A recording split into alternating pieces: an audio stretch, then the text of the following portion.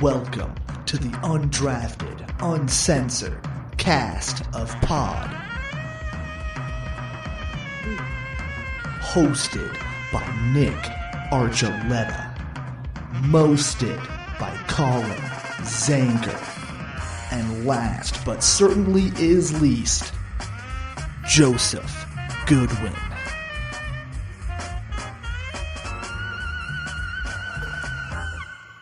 Welcome, everyone, to Undrafted, Uncensored, where we got a lot going on today because guess what? This is the best time of year. It's October, which is baseball, football, hockey, and basketball. I feel like this should be some Captain Planet thing. All sports unite and create the ultimate sports watching moment. Heart! Baseball! Oh, no? Oh. I just missed the heart guy. Did you guys ever see the Funny or Die sketch with Don Cheadle as Captain Planet? Of course. Just turning everyone into trees and murdering them. They had Pedro from Napoleon Dynamite as the guy. Heart! I've probably seen it, but to be fair, that was probably in my time that I don't remember a lot of stuff happening. So I'll have to put that on the list of things to probably rewatch because it definitely sounds like something that I have seen, but I don't have a clue. Yeah, no, this was like 2013, 14, yeah. Yeah, don't worry. Your algorithm's going to get all messed up now because we're going to talk about Captain Planet. And, oh, no, wait, no, we're not. He's a hero. He's and going to cut cut pollution down to zero. Yeah. And Did Don you know Cheadle that being kicked out of the MCU. Don Cheadle's brother, whose name is Colin, with one L, worked for me. Look just like each other. He was in, he was in Hoop Dreams. Also, he was his like whatever. He was a secondary actor. You know, Cheadle's from Denver, right? Yeah. Oh yeah. Oh, I know he's from Denver. Okay, Yeah. Sure. Yeah, he's an extra in the movie Things to Do in Denver When You're Dead with Andy Garcia and Christopher Walken.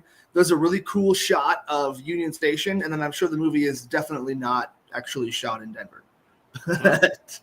It's kind of funny seeing like the pool bar, and in the background is 1,000% Don Cheadle. He's got like 2 lines. Also, for those of you that didn't know, Liam Neeson has been in Star Wars. Hi, Josh Dover. Sorry, Dover. I love you. Tell Miles thanks for at least offering to let me come spot for you today. It'll probably be the last time now. Breaking news. Yeah. You're out of the tribe. Much love, Dover. Tribe roll call. Speaking of Star Wars, it's spooky season, which, for whatever weird reason, is also winning season for Sean Payton. He loves the month of October, and he likes to win in October. Excuse me. I like to win in all of the months. I do too, but let's focus on winning in September for now because the Broncos have a tough task in front of them as they are in Philadelphia right now. Not looking for cream cheese, but they are looking for a win and hopefully not have to run up the stairs that Rocky ran up. I mean, if you run up the stairs, does that mean you're a champion, right? So hopefully they do. Well, hopefully the Phillies thought about that this weekend. Well, who knew that DJ Khaled and Sean Payton were, brothers from different mothers at this point, at least in October. Yes. The worry that I have going into this game is that, yes, Sean Payton has a great October record, but the Broncos do not have a good record against teams that actually win games against other teams who have winning records. The Broncos have an issue about beating the teams or overcoming adversity and getting the upset. Let's be honest. They haven't beaten a team with a better record or winning record that has played all of their starters. You can say the Chiefs at the end of last year, but we all know who was playing in that game. But this team has not beaten playoff teams since, I don't remember their last team that they beat that was a playoff team? I think Tampa. Was it 2 years ago then? Tampa? No, it was last year. No, it was last year. Well, last year, but that was without their starters too, wasn't it? No, they still No? had. It was like They have They were everybody? missing like 2 guys. they were Okay. missing. Yeah, like Vita Vea is very good for sure. But yeah, no, they were definitely shorthanded, but not like missing a whole bunch of people or anything. But that's it. You've got one example, like that you're 1 and however many against teams with winning records. I think just in general, straight up winning records, because you beat up on the NFC South last year, and a lot of the like the Bengals beat you in overtime. So I think Tampa might have been the last playoff team the Broncos have actually beaten.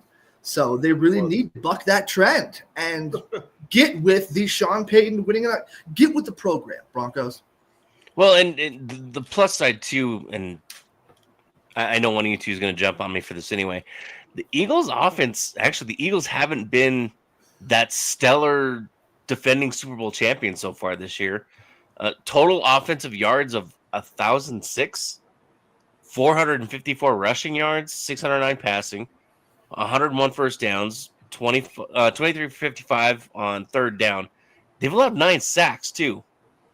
And Hurts only has 609 passing yards. Obviously, the Broncos are still trying to find their way off the mat too offensively. They had a nice little practice game Monday night against the Bengals where they were allowed to actually figure out how to balance an offense and run and pass the ball at the same time. Let's try catching it once in a while. I'm not going to mention any names, Troy Franklin. But Hey, Troy Franklin's had a pretty good start to the season. hey, he's been memorable, that's for sure. You know what? We all remember his name. We're not gonna forget. And he's a work in progress for sure. Like, it would have been great if he had caught just one of the deep balls that he has dropped, and some have been overthrown also. But yeah, that'd be really nice to have that. But you're right, he has had a really good start considering who Troy Franklin was last year. And with 9 sacks being allowed too, go ahead, Colin. Oh, well, I didn't know if you were ready for me to. I think I was, but I just on, wanted to emphasize.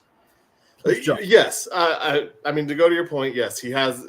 Jalen Hurts has been sacked 9 times. Their line has been definitely not what it has been in the past. But I think you're missing 2 really important things here. You're skipping over the biggest thing of them all is that they're undefeated in the red zone to this point. Like, they've scored touchdowns every time they're in the red zone. It is not a field goal kicking team. So through 4 games, yeah, their offense might not be clicking on all cylinders, but we talk about this heading into every season now, is that the first 4 games are just like your preseason games or tune-up games. Where are these Eagles going to be if and when? What is my dog? My dog found something in the corner somewhere. Sorry, more like dog, but it's a Squirrel. So the Eagles, they're finding their stride, and AJ Brown, we all know how talented he is. Obviously, the last few games have not been good for him, but we did see a breakout game 2 games ago when in the second half he blew up. So the Eagles being undefeated, like unstoppable in the red zone, once again, is something that should be very scary to us as Broncos fans, because as a really bend, don't break defense, it's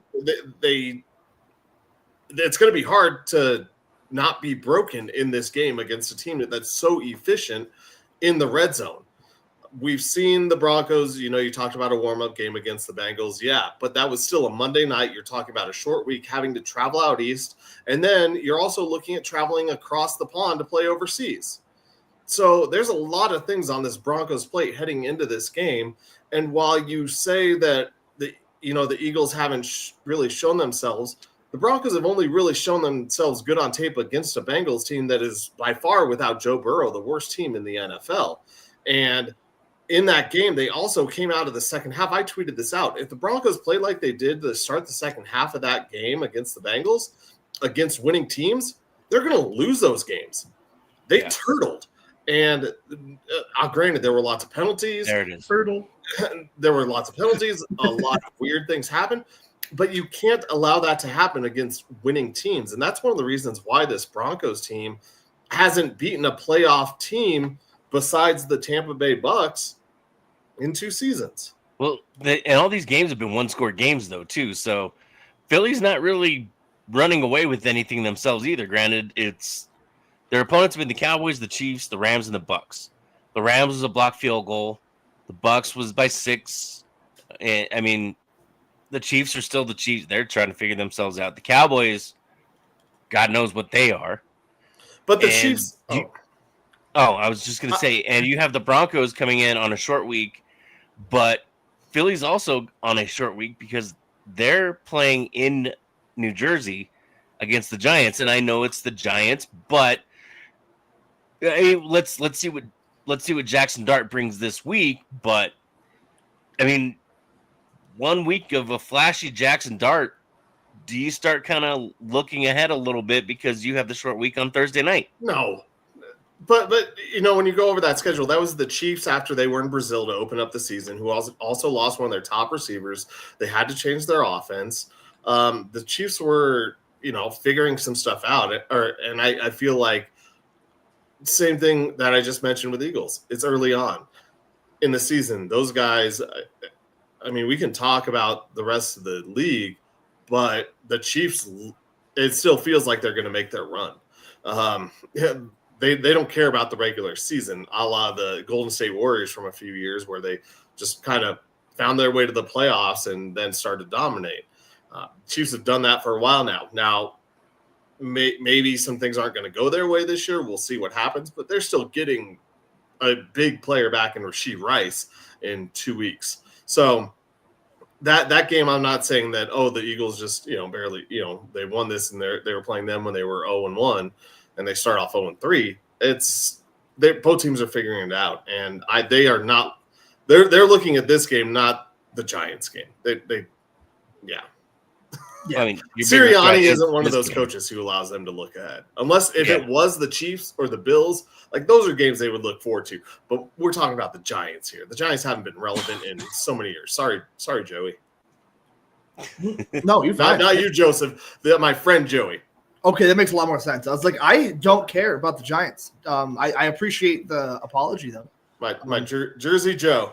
Apology accepted. Thanks. Also known as Tony Danza. Hold me closer, Tony Danza. He looks just like him.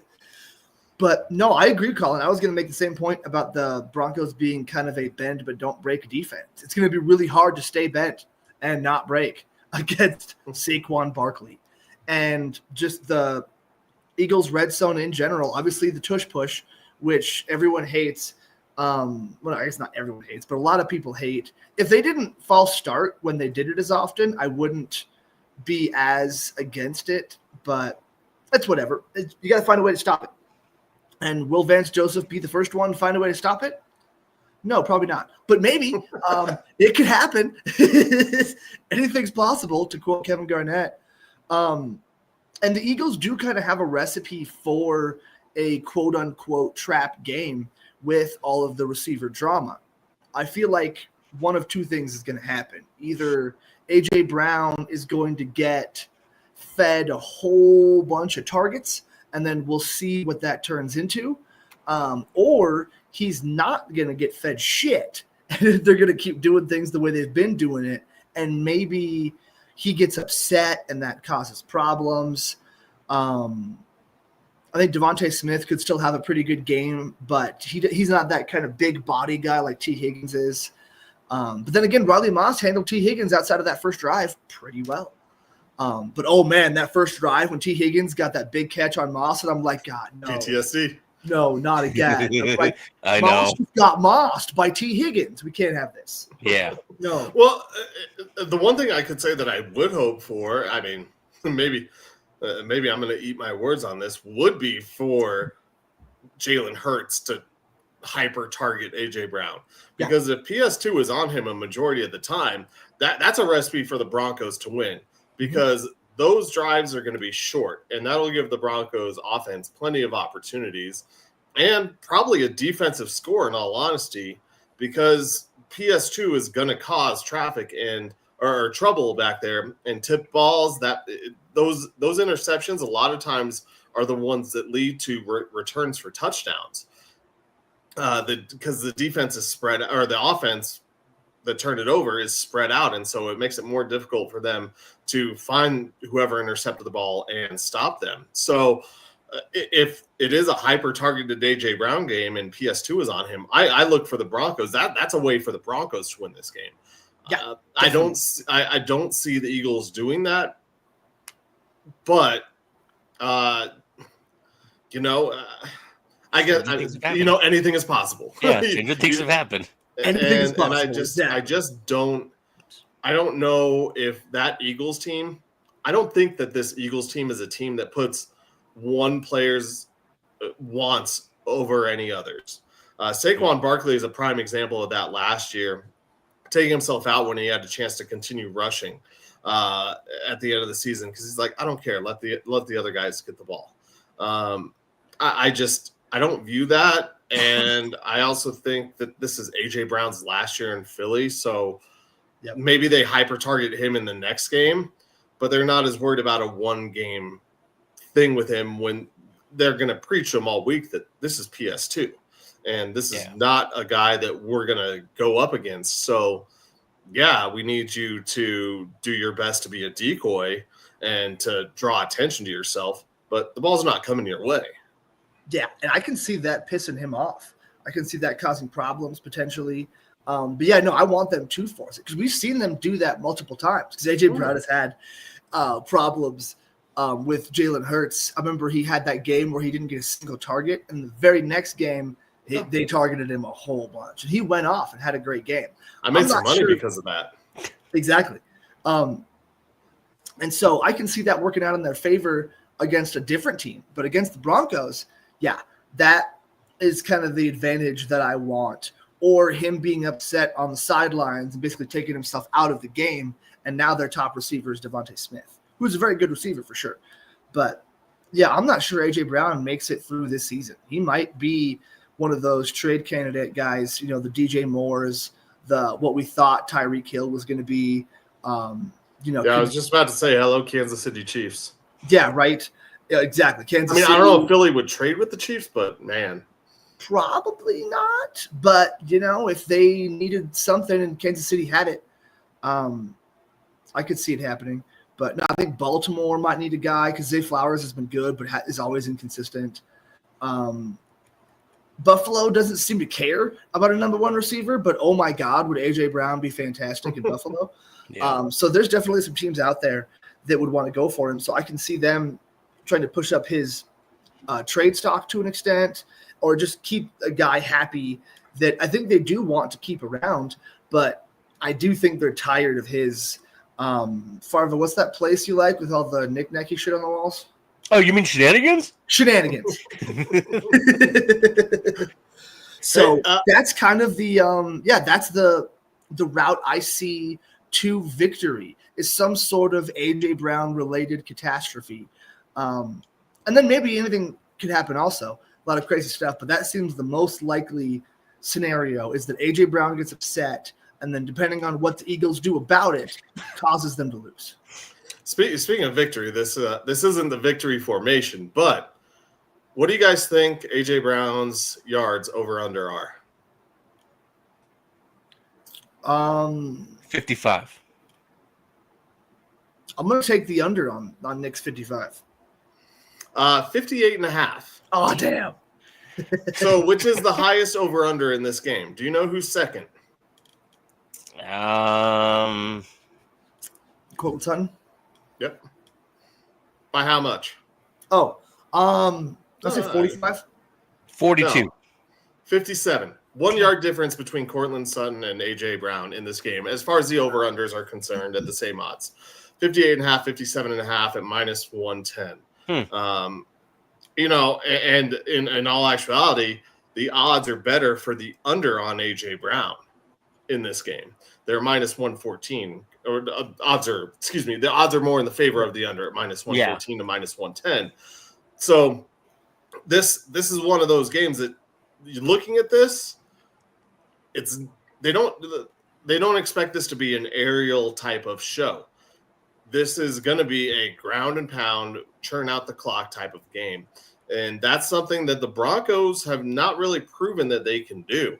So in order to win this game, you're going to have Troy Franklin. You're going to have to make those catches. I know I said, hey, don't rip on him earlier, but you got to make those catches in those plays.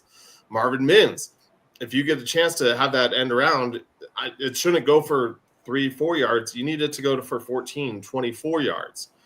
You got to make the plays. Pat Bryant, hello. I mean, great block. I mean, if you're out there blocking, cool, because you're doing a great job, but you got to make some plays.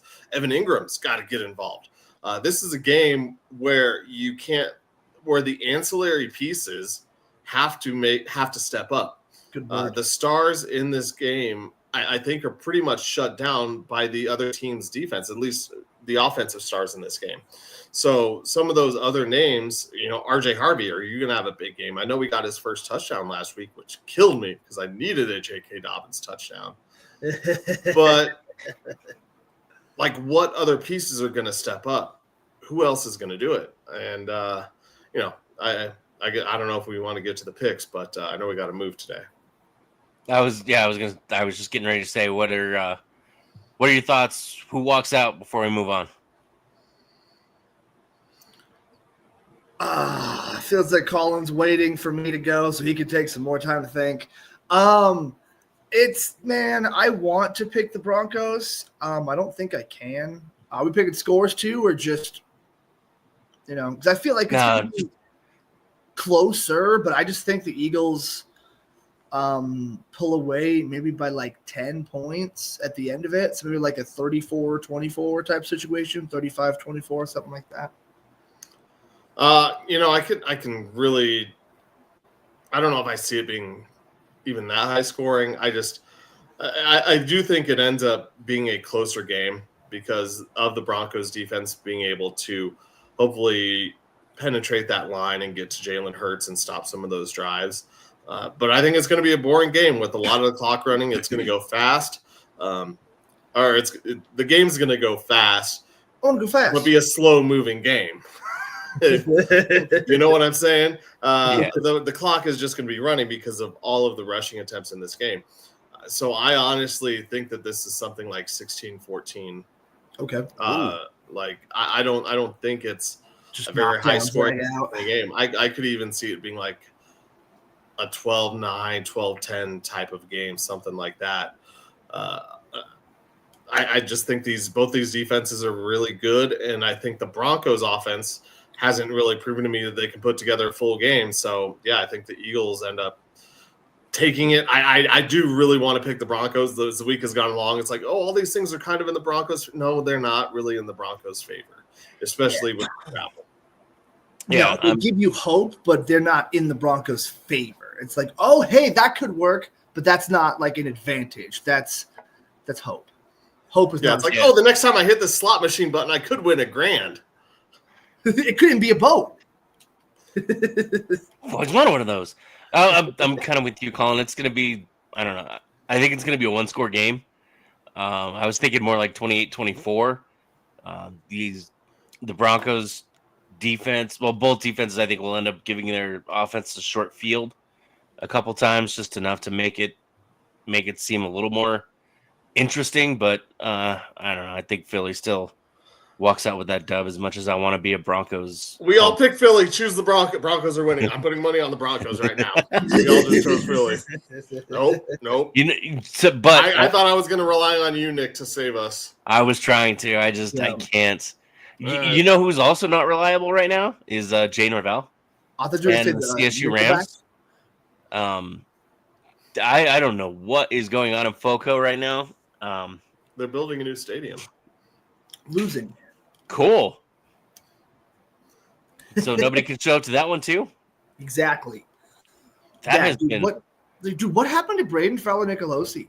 Like, I know we all used to joke about him, like, being the next Broncos starter, but like he was. K-State wanted him. They were trying to steal him from CSU, and now I'm like, let him go. Yeah, he should have gone. Maybe he would have played better, and CSU would still have their guy to be fine.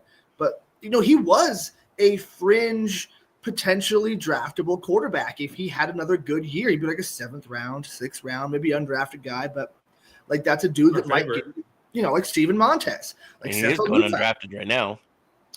But he's not getting drafted now. But the dude just fell off a cliff. Like you said, like what happened? Is he Thelma or Louise? Like what's going on? He's four. He's losing a lot of games. I don't know, as a stretch, whatever.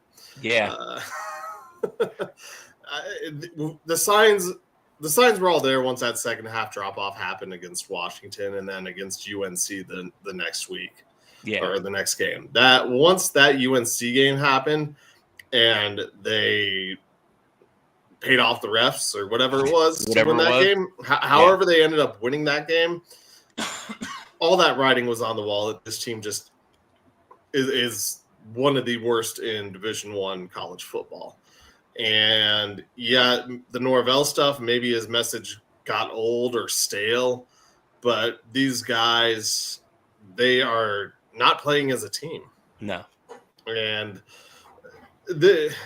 I was kind of thinking about this actually on the way home with, I know we'll get into baseball, but with like the Dodgers and with like teams and how players can make a difference on a team and how Shohei, you had 2 of the best players in the world and Shohei and Mike Trout play for the Angels and they couldn't get anything going. Yeah. And how baseball is kind of like the ultimate team sport because in hockey, you can have a few good players and they can kind of lead the way. In basketball, you can have, 1 star and he can help lead you there. Maybe not win a championship, but you can be a good team with that. Yeah. Yeah. In football, it really, one player can help cover up a lot of things, and that's the quarterback in most cases. That will lead you. We were just talking about the Bengals. Once Joe Burrow went down, they looked like the worst team. They were, contenders before that. And the Rams just don't have a quarterback, and that quarterback is not leading that team in any way, shape, or form. And I just feel like it's all lost. And maybe the message from Norvell to Nicolosi, Fowler Nicolosi, wasn't the right one in this offseason. Is Norvell an offensive or defensive does CSU run like a Jay Norvell offense, or does he have an OC that kind of designs everything that we can throw under the bus here? That's more Norvell. I was going to say, is it a Deion Sanders situation where he's not really running everything? Exactly, yeah. Like it's sad to see, man, because there was kind of a rivalry even with CU. Like they weren't going to be able to get the talent, but they were able to compete, at least in that first year. That was a great game. And it's just been getting more and more diminishing returns, it feels like, from when Norvell first got there. And yeah, I don't know. I don't know what's going on. I wonder. I feel like he doesn't keep his job after this year. I don't know. Maybe I'm wrong. Maybe he does on. Yeah, like he might not make it through the season. So I don't know, man. It's sad because it was fun for a while. Was it 2 years ago when CU, CSU, and Air Force were all pretty good? And then Air Force lost that one game and went on the losing streak, and then the clock kind of struck midnight on all 3 teams, really. But it's almost the most baffling with CSU, because with CU we could see the writing on the wall, the stars left, the quarterback changed over. This was supposed to be the year where CSU was like, all right, it's Fowler Nicolosi's senior year. He's going to go last year in the Mountain West. Yeah, you might as well just, ball out and try to win the conference that everyone says doesn't belong in the playoffs and make it to the fucking playoffs. Be the BYU of last year. And all that is now out the window, just like CU season. Well, and I think that, do you believe? I don't think that the CU Buffs believe, or the Rams, and the Buffs also don't, which we'll talk about here next. I don't think the Rams believe that they can win anything, because that that UNC game was a pivotal point. They felt like they got lucky or they got saved. They needed a miracle to win that game. And so they're going into all of these other games thinking that they don't belong. They don't believe they belong on the field with these other teams, which is a completely different mindset from when they did play CU 2 years ago. That they had complete faith that they could hang with them and any of the top teams in the nation. But and they proved they could belong. Yeah, and the UNC game, I think, just did something to that team where they lost all faith. Maybe it was they lost faith in their coach or coaches or the quarterback, but whatever it was, they don't have it.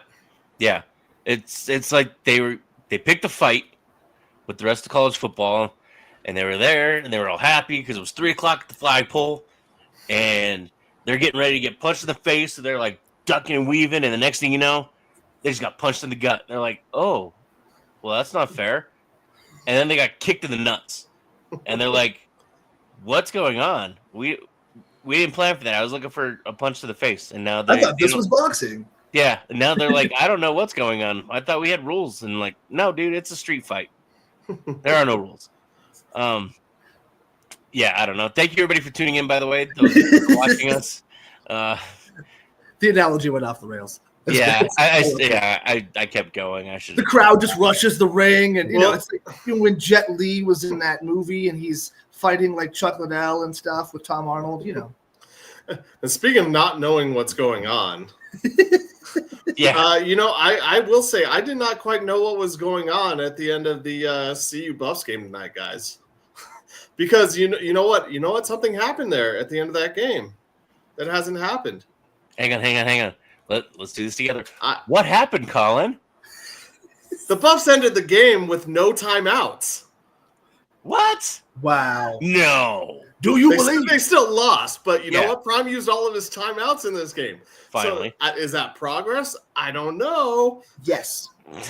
Is it good enough? But I was sitting there and I was like, when I saw the clock, I was like, there's still like a minute left. The Buffs, if they can get the ball back, they have all their they don't have their timeouts. Prime used them. I mean, good job. You didn't get the ball back with the chance, but you gave up a fake. Was that a fake field goal for a touchdown? Is that what happened? I don't know. I got frustrated and They gave up a touchdown at the end. Last I saw was 28 seconds left, and TCU scored a touchdown, so it was 28-14 final. But the Buffs ended with no timeouts. That's progress. I mean, it's a start. Yeah. At least he knows he has them and how to use them. Like actually getting the playoff in time. You didn't get any plays with no timeouts or the ball back, but you tried. So there's a star for an effort. Yes. Baby steps.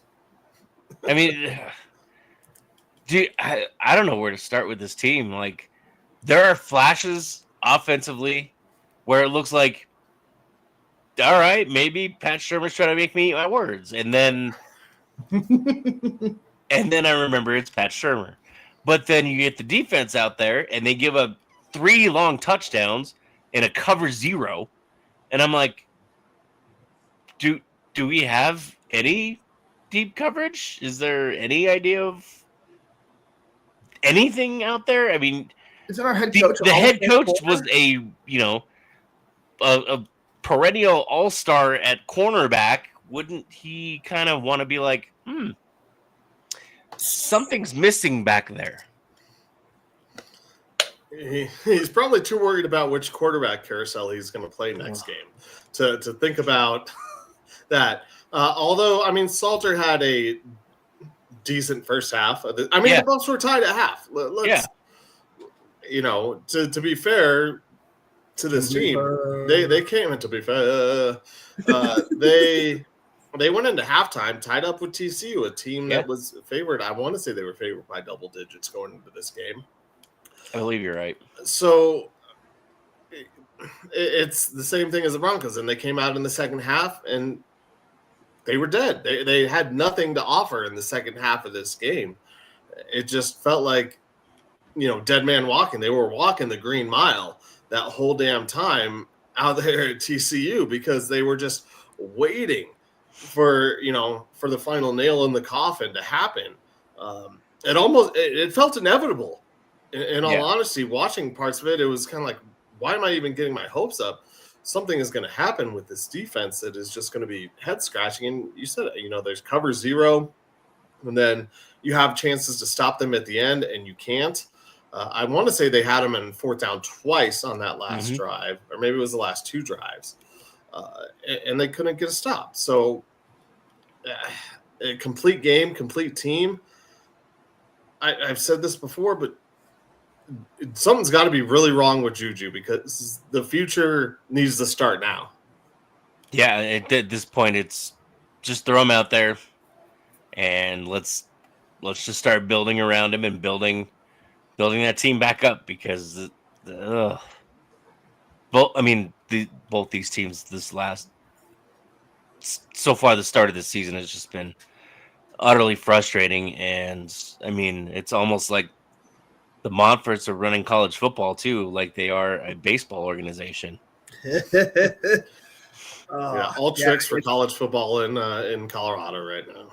Yeah, it's almost like they're running an offense that doesn't fit their quarterback, with a coordinator that's kind of dumb, and they don't have a great running game despite the strength of their team being the offensive line, where a running quarterback you'd think would be a huge asset when you have a really good offensive line, especially to help cover up your defensive deficiencies with time of possession.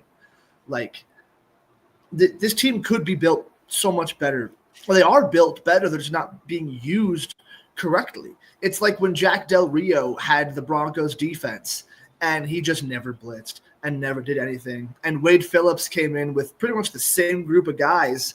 And they brought in Darian Stewart, I want to say, maybe one other guy, and became one of the best defenses in the history of football. I don't think the CU offense can be one of the best offenses in college football, but they can at least be better than they are.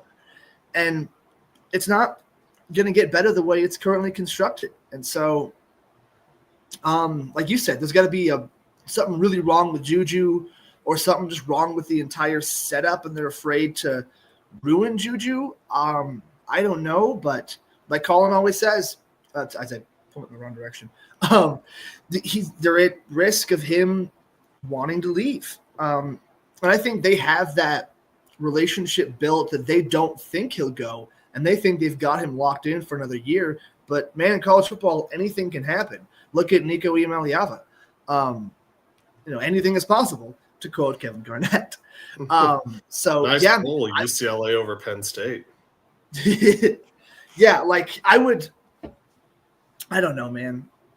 I would like to see Juju out there to just see some of those growing pains. But at the same time, if we're actually going to get the Jordan Love, Aaron Rodgers, hell, even Brock Osweiler looked better after sitting for a couple of years behind Peyton Manning. I'll take that, but I'm not going to be convinced that that's going to work or that he's actually going to stay until I see it. Here come the Buffs. You know what the Buffs are going to do? They're going to hire Mike McCoy as their offensive coordinator. Oh, God. Because, Bill Buffs. Why do you talk? Because Prime wants NFL experience, and he helped Tebow in the NFL, right? Why do you talk? We're going to move on now. Yeah, we're going to move on now. Speaking of frustrating, so I'm going to throw this out there. I know I'm the only one that gives a shit, and I don't care. I still love talking Rockies because that's what we have right now. We love you too. And so they're going to go for an outside. Yeah, you just probably grabbed the first hat you saw too. No. Yeah, but subconsciously he chose the Rockies one. Yeah, it's like when the little kid is choosing from. Do you really think my hats are unboxed at my house? You've got probably 3 of them. The ones that I have out that are important to me. Yeah, and you probably just happened to grab it. It probably anyway. They're looking at an outside candidate for general manager. Finally, good. They're not promoting from within. However, there is one candidate, and I can't remember his name off the top of my head right now. That is a former member of the Rockies organization. Oh. But I think having outside experience and seeing what happened in other organizations isn't going to hurt him as much because he's seen other things. And so, like you need to have somebody from outside. And so if it happens to be someone who's been with the Rockies before and understands the dysfunctionality that's been happening forever, then cool. At least this person has experience in both ways of doing things, both in the right way and the Rockies way. And that's what we were hoping for with any outside candidate, whether it's Colin, you had a guy I thought that was like a legendary baseball guy you wanted to bring in. But like, yeah, but it ain't happening. No, it's not. But like that idea of someone smart that is going to come in and actually like do things and switch things up. You need someone who's going to shake it up, you know, and it's refreshing to hear that. At first I thought you meant they were looking at one candidate from within the organization. And I was like, nope, but no, it's just someone who's been here, but now works elsewhere and is actually successful. Because that's important too. If he started with the Rockies and then went to some other organization and just sucked, I don't want that guy, you know? Well, and with what you're saying for the candidate that was within the Rockies organization, Levine. Yes. How long has he been out of the organization? I'm sorry, say that again. How long has he been out of the organization for? 20 years. Okay, so this was, I mean, he was here during October or around. No, he just right missed before. it. But that was a team that was getting young talent and developing talent at that point in time. What I think you really meant to say, Joe, was that it's someone who understands the shit show organization that is the Rockies, and so he understands the shit show that he's coming into possibly after having been rehabbed in organizations that do know what they're doing. Yeah, exactly. He's gone through the 12 steps. Yes. He's making it through. In this case, 20 years worth of steps in different organizations. He's put his life back together. The thing that I sit here and the name that I was talking about was Theo Epstein, who's never going to – Theo Epstein is already – he's got his cushy MLB job. He's rehabbed 2 organizations. He doesn't need to come to the Rockies, and he's not going to take on that task. But that would be the ideal dream. I mean, I would need to change my boxers if I heard today that Theo Epstein was the new GM of the Colorado Rockies. Needs new shorts. I would need some cover up because I'd be hard for like 3 weeks hearing that. Like I don't know what, like that would be the most ideal dream candidate to be the Rockies' new GM. So the one thing that I do have like that is serious about this though is the fact that they say they're looking outside the organization. When they say they're looking outside the organization, the last time they did this and they ended up hiring Schmidt within the inside, they said that they did interview other candidates. And the one reason why they didn't hire any of those other candidates was because these guys, I'm assuming they were all guys that they interviewed, all said all the things and ideas that they had were either A, things that the Rockies have already done, or ideas that Monfort didn't like. That's why they went with Schmidt, because they liked his ideas and what he said, because he's a yes man. So at the end of the day, the Rockies need to bring in somebody who has completely different ideas. And Monfort needs to let go of this idea that he knows how to run this organization successfully because he hasn't outside of a fluky year. Yeah. That really is what it kind of boils down to, is that just because these guys are coming in with different ideas than what Monfort thinks of how this organization can be run doesn't mean that the ideas are wrong. Will it work? I don't know. I don't know what their ideas are. I don't know if they'll make me mad or angry or happy. But all I will know is that if they try something different from what's happened the last 12 years, I'm going to give it a chance. Well, and it'll show us, too, how much control Walker Monfort really has. Yeah. Because he's the one that's saying this is what's going to happen. He's kind of head of baseball operations now. Levine's coming to you with experience from the Texas Rangers and the Minnesota Twins. Rangers made a World Series.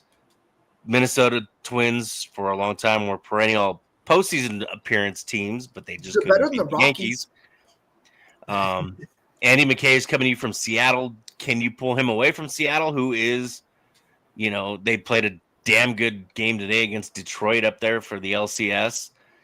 Jerry DiPoto being a former Rockies pitcher. Yep. He's showing a lot of success right now. Can you convince DiPoto to let that guy go? And then you got Dayton Moore, who, again, he's been with Kansas City and the Texas Rangers. Kansas City won a World Series, beat the Mets, took away the only ring David Wright was going to get. And, again, the Texas Rangers, who made a World Series and had quite a run back in 14-15.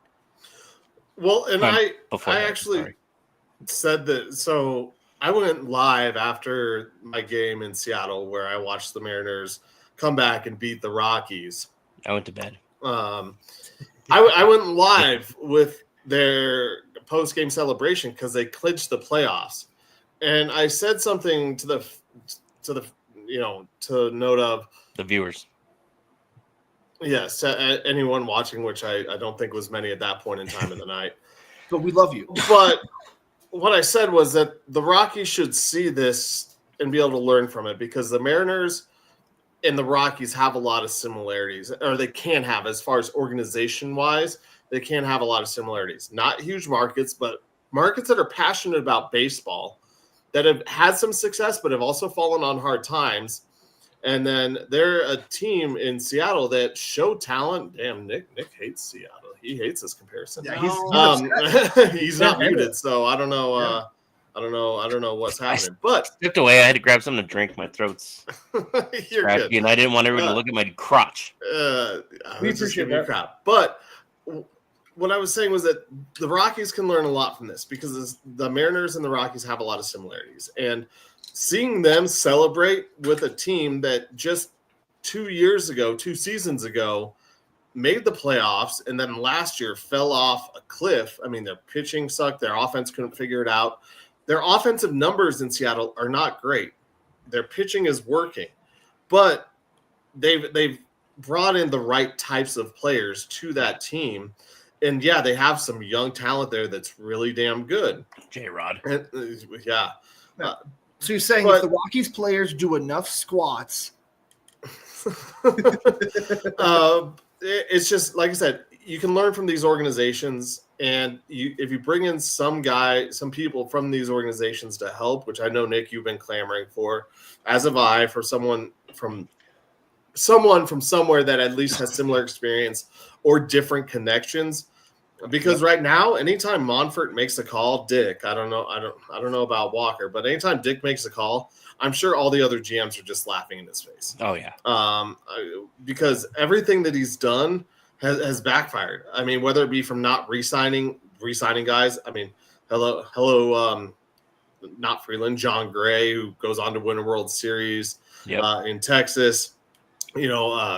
I think it all started with Ryan LeMahieu McMahon leaving is what the catalyst for all Adam of it. Ottavino. He left. Nolan knew we're not trying to field a team that's really going to compete because one of the best players just walked for nothing. So that was Cardinals haven't really done a whole lot either since then. No, they haven't, but they also lost the core of their team. And they lost their heart of that squad. And I know Nolan was supposed to be that next guy, but he's still great defensively. And people are going to point out that Nolan was Bridich. I still don't believe that. I think that Monfort was still pulling those strings. I think Bridich had a little piece, but I think he more stepped on the grenade for Monfort than anything else, because he just wanted out. Gave him enough of a reason to get out of the dysfunction. Yeah. So, I hope the Rockies go out of the organization, do a real search, bring in someone with different ideas, and Walker and Dick, Texas Rockies Rangers. Yeah. Let them do whatever they want. Let it be the Wild Wild West. Yes, I hope so. The Levine guy, he was with the Rangers, right, Nick? Yes. He's the guy. Oh, yeah. Okay, so the Walker Texas Rangers. Yes. These are my sons. Walker, Texas Ranger.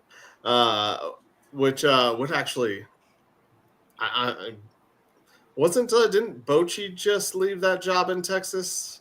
Yeah, they mutually parted ways. I love it. What if you bring in him and then Bochy to be the coach? I love it. Coaching. I'm pretty sure that phone was ringing out of San Francisco, and the name read Posey on it. It could be, yeah. Yeah, there's no way the Rockies win any kind of bidding war for any kind of quality manager. Like, we're looking for the guy from Major League in the auto shop. I was talking to somebody the other day, and they were saying Joe Madden was a potential candidate for manager for the Rockies, and I'm like, don't get me wrong, I love Joe. I hated him when he was in Tampa, loved him when he was in Chicago, but he's different. He's got a way of connecting with younger players, and he thinks outside the box. Now here's a guy. I wouldn't hate it if that was right. You know what else? Well, it kind of gives me like Wade Phillips vibes. You know, old guy who does kind of relate to young people, who's kind of sitting around, still able to do the job, but kind of just waiting for the right opportunity. Now the question is, who the fuck thinks the Rockies are the right opportunity? But you know what? Anything is possible. Yeah. I'm going to mute you next time you say that. The good thing, too, is the Avs start on Tuesday. They'll be out in LA. I'm excited. It's nice to have a full squad back. I was kind of talking this over with my family the other day. Now that the captain's back, I think there's going to be calm in that locker room now. Nate's not going to have to play captain and Nate. He just gets to be Nate now. Plus, Gabe's going to be in there to just kind of flick him on the ear a little bit and be like, stop being an asshole. Well, I think that for both the teams at Ball Arena, honestly, a lot of the questions are kind of put to rest, or the surrounding noise. For the Avs, it was all the questions about Gabe being back and is he going to play? He's here. He's going to be playing for the team. For the Nuggets, it was all, how long is Joker going to play? Are the Nuggets going to get rid of him? What's going to happen with Joker?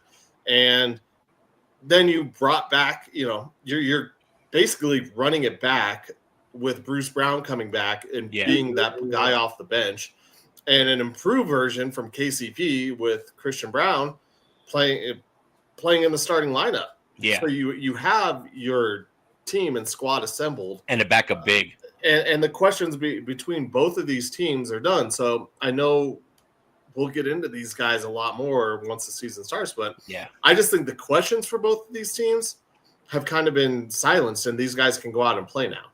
Yeah, I think the off-season questions for sure have been answered. Now all that's left is to actually play the games, which is why we play the games. But, we're not sitting here going, man, if they could move on from this guy or that guy. I think the Avalanche have more question marks in terms of roster than the Nuggets do.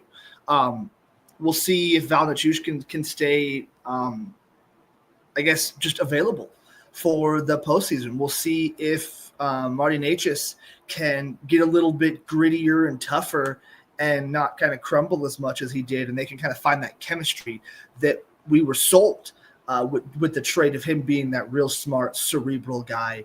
And then for the Nuggets, we're hoping that Cam Johnson is kind of that Marty Necas type guy also. We got the Bruce Brown return. I was going to say Bruce Brown in the starting lineup and just talk about Christian Brown and say the wrong name the whole time. That was going to be funny. They got Christian Brown he's not as good of a shooter as KCP, but he's a better athlete, and the extra dunker, the extra guy that can help spread the floor, and he's still efficient from three. It's going to be exciting to see what those two coaches do with these rosters now, because they're set, like you said, Colin. The questions are answered. Now it's time. Mm-hmm. It's time to put your skates on the hardwood. Adelman's got a full year now this year too, so it's time to put your big boy pants on, get out there, and let Colin take over. As you said, you play the game, and when you play to win the game. And that's what we do in the victory formation. This is the victory formation. All right, boys, here we go. Best play in football. 6 right tight diamond victory on 1. Break. Okay, 3, 2, 1, it's jam. The Pick'em segment, proving that Colin Zanker is the most humble man in the history of time. Least. Featuring Nick Archuleta, wishing he was somewhere else.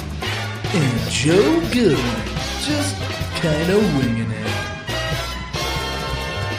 That's right. It is the victory formation where we pick real games with fake money and keep track of it to see who makes the most throughout the year. This week, one of us went 1-3, or 3-1, and 2 of us went 1-3. Let's get into it with our picks from the other week. Well, it started off with the Saints visiting the Seahawks, a game that I went to, and I watched the Saints get beat down. Beat down by the Seahawks in a themselves. Very loud stadium. By the way, one of the coolest things I will say about that stadium, besides the Hawks Nest and all that, is that they keep track of, ever since they opened that stadium, how many false starts they've created on the opposing team. It's not just per game. They have every single one. Every time a false start happens by the opposing team's offense, they put it up on the board with how many have been caused by the 12th man. Really cool experience, Seattle. I hope to see again. But the Seattle Seahawks saw themselves to victory, and so me and Nick both picking the underdog there didn't work. Joe wins 12-67 on that. Chiefs versus the Giants. I thought it was going to be a mayhem week. I was completely wrong picking the Giants in that game, although they kind of gave a little run. But the Chiefs come out victorious. Both Nick and Joe picked that one correctly. We all decided to choose the Ravens to beat the Lions. Oof. The only underdog I didn't pick this week, as the Ravens lose at home and, lost on Monday Night Football. Yeah. That was all of us losing $10. We should have known to pick the Lions, hence why I picked the Broncos after we all picked them to lose earlier in the show. And we move on to the last game of that pick'em. It was one of the last games of the season. Red Sox, Rays, down in Tampa. Nick chose his favorite team in the world, the Boston Red Sox, who ended up losing to the Rays. So Joe and I got it right, meaning that for the week, our big winner was Joe winning 36.75, but still in third place for the year at 344. I was in second place, and I'm still in second place overall. I lost $9, but I'm at 441. Nick lost almost $17, just under $16.92, and he's at 476. Let's get into the games for this week as we start things off with a few baseball games. We're going to start with tomorrow's primetime game. That is the Tigers at the Mariners. Mariners came out victorious tonight. That was a good game. Who comes out victorious tomorrow? Mariners are actually underdogs. Tigers are favorite at -120. Nick, who you got? I don't know. I gotta stick with. I gotta stick with Scooble. I think the Tigers have Scooble going, and they love playing behind him. I'm going Detroit. Joe, who you got? Give me the big dumper. Let's go. Joe knows one thing about baseball, and it's a big dumper. Great. I'm kidding. Which I am sad I didn't get to see any of his home runs because I thought he was going to break 60 while I was there, but that's all right. Did the next day, didn't he? Well, the next day, yeah, he hit 2. But I will say that I think the Mariners have just been on a roll, and I know Scooble is a great pitcher. I don't.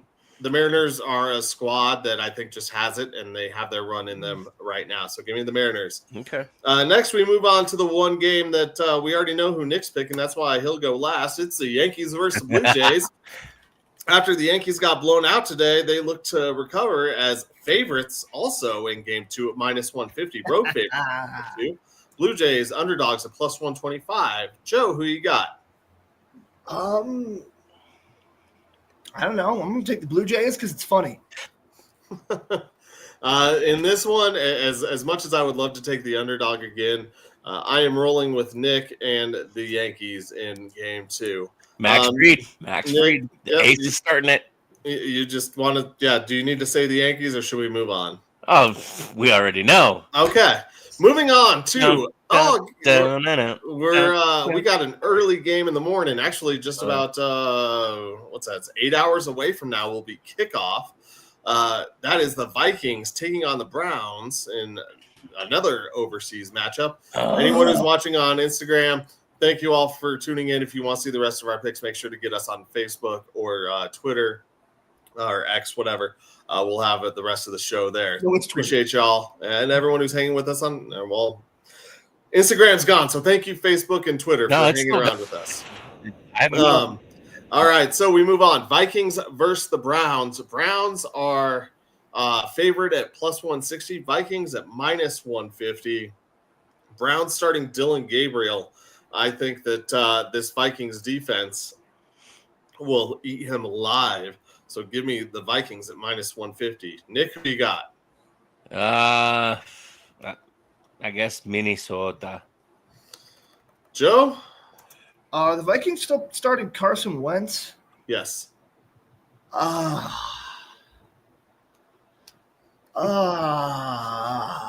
still have to take the Vikings. I want to pick against Carson Wentz because he's only ever looked good against the terrible Bengals. I almost took the Browns. Like, if it was Flacco, I would have taken the Browns. But I haven't seen Dylan Gabriel. And rookies sometimes have a pretty decent game. I just don't think his first game out is going to be anything to write home about. Yeah, I don't like it, and I'm picking the Vikings. As much as I don't like it because I've got a few touchdown parlays that involve some players in this game, I also have a bet for this to be a no touchdown game. Ooh, Collins infamous. He's going to hit it. So I've been very close. Oh, damn Broncos. I've been very close a few times. Next, we move on to Sunday Night Football. This is the Patriots at plus 380 underdogs going to face the Bills at minus 550. A weird division rivalry game that is very, very lopsided as far as the odds go.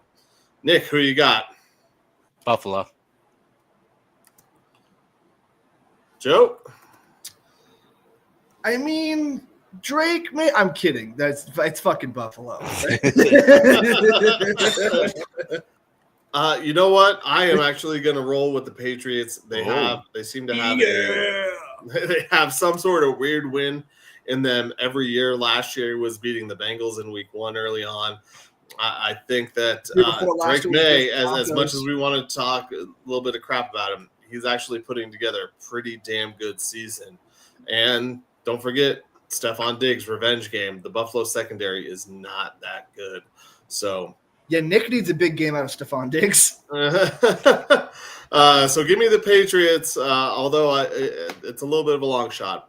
Well, it's a kind of a big long shot, but in my mind, this game is closer than what the odds makers have it. So even if you're looking at this, I would take the Patriots points instead of just taking them straight up if you want to bet on this. Yeah, take them to cover. What's the take them to cover. So we move on to Monday Night Football for the last games of the week. That is Chiefs visiting the Jaguars. Jaguars 155 home underdogs. Chiefs minus 185 going out to Jacksonville. Joe, who you got? Well, Trevor, I'm kidding. It's Kansas City. These are relatively lopsided. So watch all of my picks be wrong and all the upsets happen. But no, Kansas City has they've got the pedigree, they've got the Iams, they've got the Blue Chew. they're better right now. And maybe Jaguars have some kind of breakout. Maybe Travis Hunter does offense and defense and kicks ass and gets Nick a great win in fantasy. But no, I'm taking the Chiefs. What I will say about this game is I talked about the Chiefs kind of getting things going together earlier. But the one team that surprisingly has had things going this year, I know they aren't great, but it is the Jaguars defense. They have the most takeaways in the NFL. Give me the Jaguars defense against this Chiefs offense, who they might have found a little something last week, but they do have fumble problems. We've seen that happen before. I think the Jaguars defense stands on its head at home, and that offense kind of gets going. So give me the Jaguars. Nick? At first, I was going to say they've had a pretty weak schedule to start the season off, but they kept up with the 49ers last week, and they ended up beating them. I mean, their one loss came against the Bengals before Burrow got hurt. And so they are, I think they got a little surprise in them. I'm going to go Jacksonville over the Chiefs for a weird feeling. Well, there we go. A weird feeling, and I have a feeling that this show is about over. So we'll just daydream those victories for the night. There it is. Thank you everybody for tuning. Thank you everybody for tuning in today. Thank you to Michael Spillane and everybody over at e5280sports.com for hosting us. Also, thanks to Pikes Peak Sports Cards, our sponsor. And thank you everybody for tuning in. Without you, we would do this, but it wouldn't be as much fun because it would just be us arguing with each other. And even though we like arguing with each other, we like arguing with you. I like arguing with Nick because I'm always right. We all hate Colin, and so because I have the ability, I'm just going to mute him for a minute. Muted on me. I just did. Yeah, you didn't see it? What? What, Nick? What was that? I can't hear you, Nick. All right, thank you, everybody, for joining the Undrafted, Uncensored podcast. Nick's still trying to talk. He doesn't realize that I have him muted. Oh, he knows. No, I didn't see that. I can play this game, too. Yeah. Fuckers. I love y'all. Thank you, everybody, for tuning in. We love you. See you guys next time. Until then, Undrafted, Uncensored, tune in for us, and we'll get our AI stuff out there. Don't worry. We love you. Look, Bye. Guys, I'm Shedeur Sanders.